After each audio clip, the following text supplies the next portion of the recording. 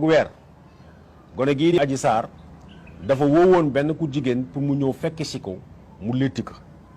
mais bi ko kooku laajee fan laa lay fekk daf ko xamal ni ay nit dinañu jël si kooku si oto yóbbu ko mu dem fekk moom fu mu nekk boole ci ne ko na dem wax kële di Ndeye Khady parce que keroog ba ngeen di fàttaliku le 5 wala le 4 mars le 4 février du moins 2021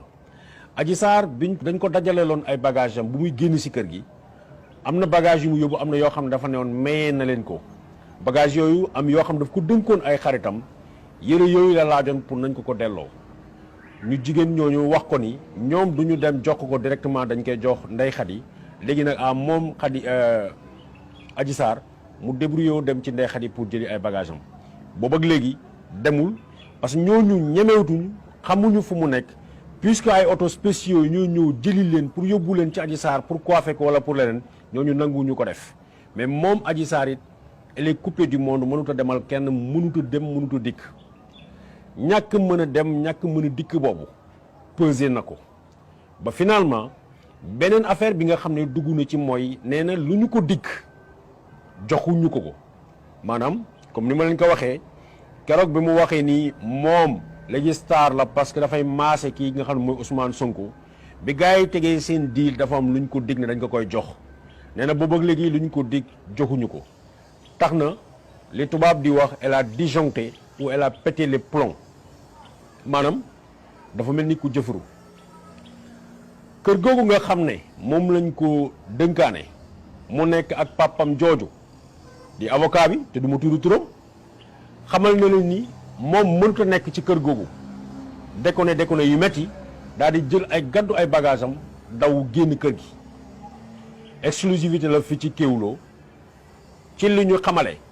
bi mu dawee dafa dem toog ci station Shell bi nga xam ne moo nekk Ngor Almadi toog na fa pendant des heures mu muuru ku fa fekk ni mu mel ni ku sol mël fa nit ñi ñëw di ko romb foofu fekk dafa woote woon benn ku jigéen koo xam ne du mu tudd turam pour protéger ko pour kooku ñëw jël si ko mu làq ko këram ku jigéen kooku bu fekkee ne bëgg ngeen ci tettal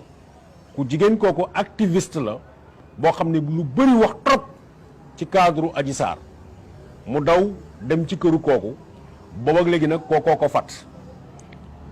def nañu médiation bu bëri pour Adji Sarr daal di dellu ci kër ga mu nekkoon kër ga nga xam ne waa kër ñàkk jàmm fa lañ ko fatoon bu ñuy teg seen deal nee na dee moo ko gënal mu delloo ci kër googu am na it beneen avocat bu góor bu ñëw taxaw ndax dañ ko laaj ne ko mu fàtt ki nga xam ne mooy Adji Sarr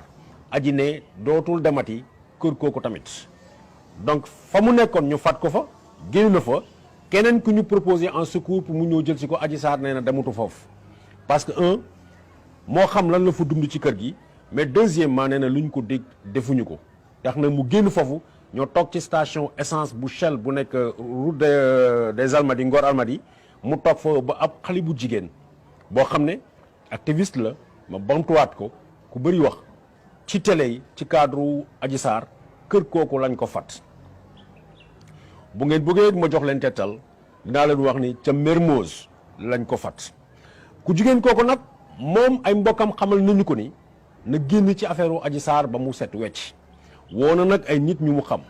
pour naka la ñuy xool ñu organiser wu ñu arranger yëf yi Adji Sarr génn ci loxoom kenn ki nga xam ne nag ndeyu mbili gi la ci la bokk ñëw na proposer leen xaalis bu bëri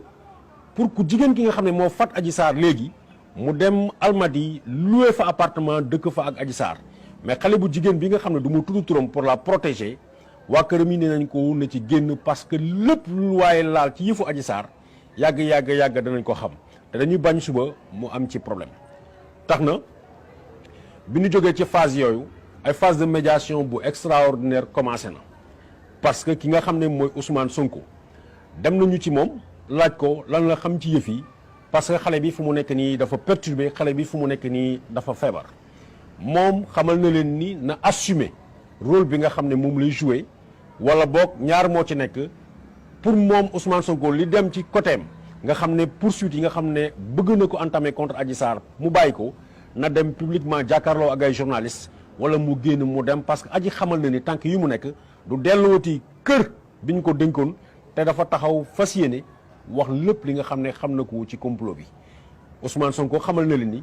moom amu ci lenn loo xam da ciy jàpp wala ciy def Adji Sarr na jël ay responsabilités am tax na maa ngi jël tout le Sénégal à témoin ci cadre Adji Sarr parce que waxtu ji ñu nekk génn na fi nga xam ne ñoom làq nañ ko fa waxtu ji ñu nekk benn activiste moo ko denc te waxtu ji ñu nekk dafa décider nii moom lépp li mu xam ci deal bi da koy wax ndax dañ ko jouer le rôle boo xam ne boole ci luñ ko dig defuñu ko tax na il y a quelques jours encore avec insistance nit ñi dañ ci insister xamal ñu ni dafa feebar ba dañ ko yóbbu ci benn structure sanitaire ñu ngi ko fay faj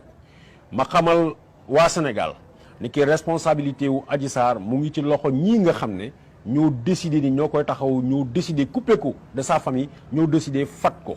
waxtu ji may wax ak yéen ci information yu ñu amee Adji Sarr wérut dafa tawat dëggantaan njaay donc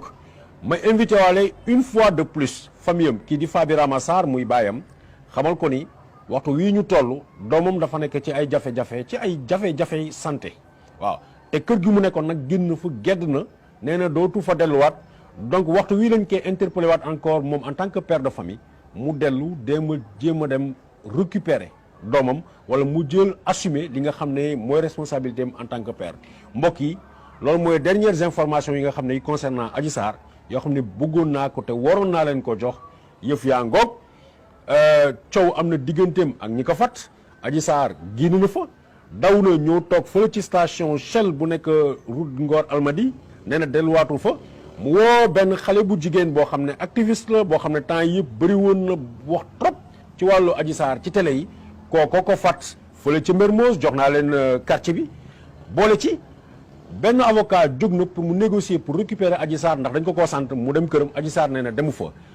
ñi nga xam ne ñoo ko defloo opération bi teg nañu xaalis bu weex tàll ci kaw table bi pour ñu jëlaat beneen kër bu nekk Almadi ku jigéen kooku nekk fa ak Adji Sarr nee na demut waxtu wii ñu nekk nag dafa tawat mu ngi hôpital